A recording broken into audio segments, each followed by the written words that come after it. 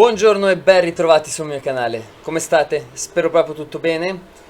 Stamattina, dopo la mia corsetta, dopo delle cose che ho fatto, soprattutto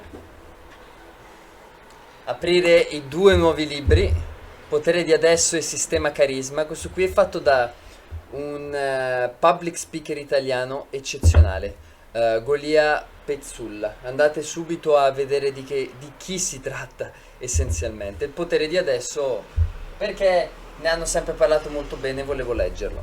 Ora, dopo questa piccola introduzione, direi di passare su grafico perché oggi ci sono delle news molto importanti per la sterlina.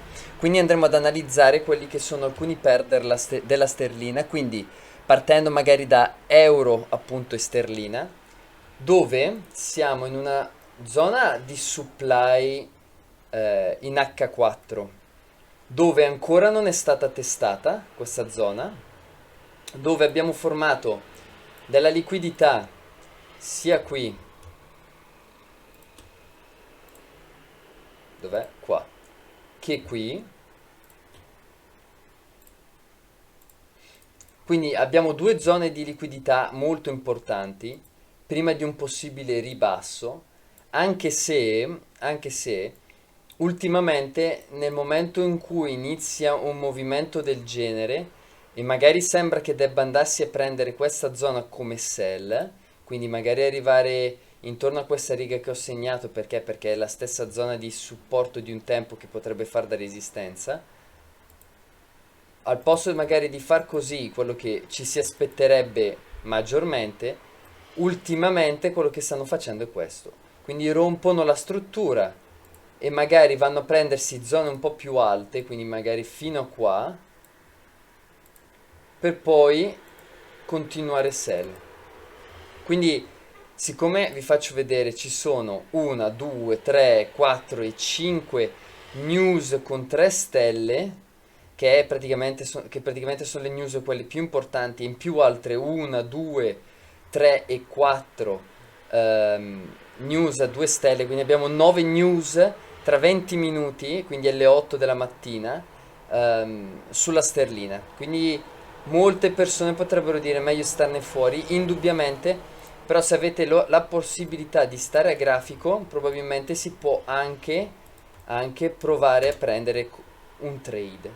Quindi qua noi vogliamo che vada a ribasso su euro sterlina. Ciò significa che le news potrebbero essere positive. E, e cosa abbiamo qua in sterlina yen? Praticamente in sterlina yen abbiamo avuto un movimento ribassista molto forte che ha rotto struttura. Qua. E mettiamo BOS. Che ha rotto struttura. Ehm, Noi qua non avevamo rotto nulla con il corpo, avevamo rotto solo con la wick. Però forse cambio fazione, inizio a diventare il trader che guarda il corpo, la chiusura del corpo e non la chiusura delle wick. Vedremo, in base a come andrà oggi soprattutto. Quindi, tecnicamente, noi qua abbiamo iniziato a fare tutte piccole rotture di struttura. Anche se siamo arrivati in questa zona di supply, che quindi è stata anche volendo rispettata dal corpo, però qua non, non abbiamo fatto una rottura di struttura, abbiamo fatto un minimo più alto, a prescindere con wick o senza wick. E in più abbiamo avuto questa bella bullish engulfing, questa qua, che potrebbe farci da zona di demand,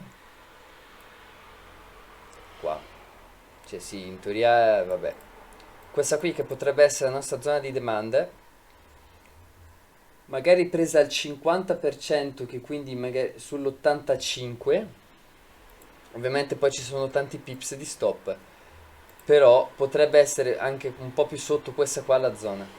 Questa qui potrebbe essere la nostra zona di possibile compera su 68,4, voilà,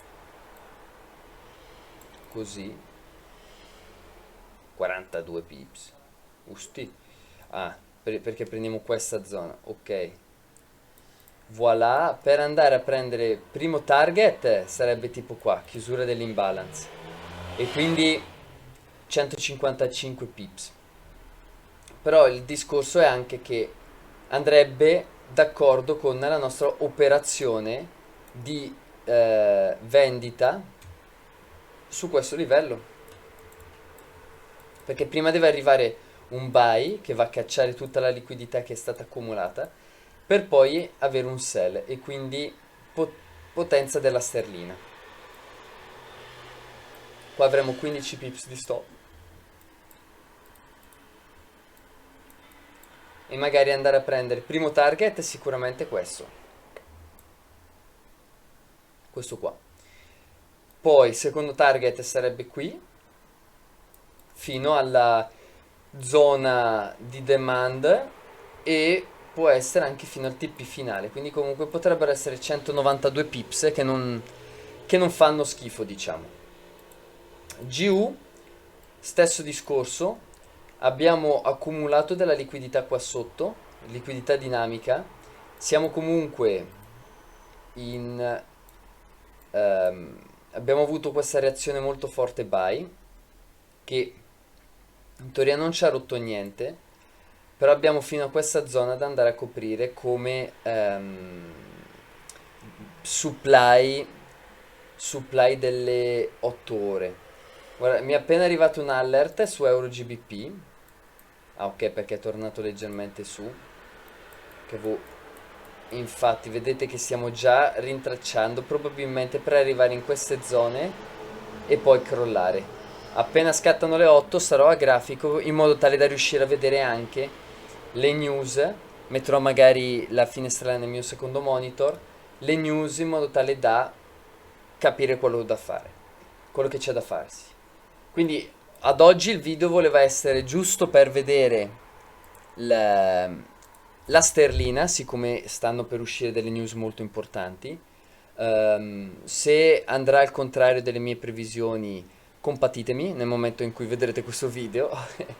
No, scherzo.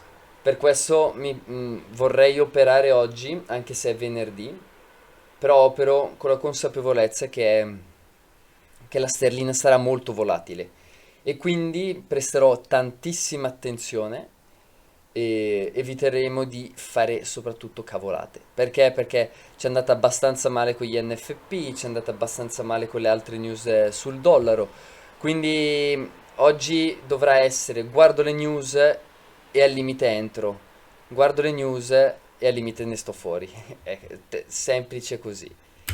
E niente, io vi auguro una splendida giornata, un weekend fantastico. Io finalmente partirò per la Croazia, non vedo l'ora. Quindi lunedì, mercoledì e venerdì ci saranno dei video, certo. Saranno, magari quello di lunedì sarà una prospettiva del mercato, siccome lo farò domani, quindi sabato.